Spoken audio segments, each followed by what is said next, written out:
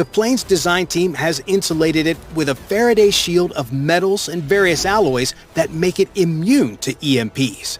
This shielding also prevents the horrible effects of heat and radiation from a nuclear blast.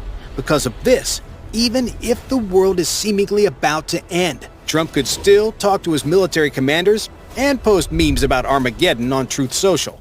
Thanks to the highly revamped aircraft body, the VC25B can remain in the White House for a long time.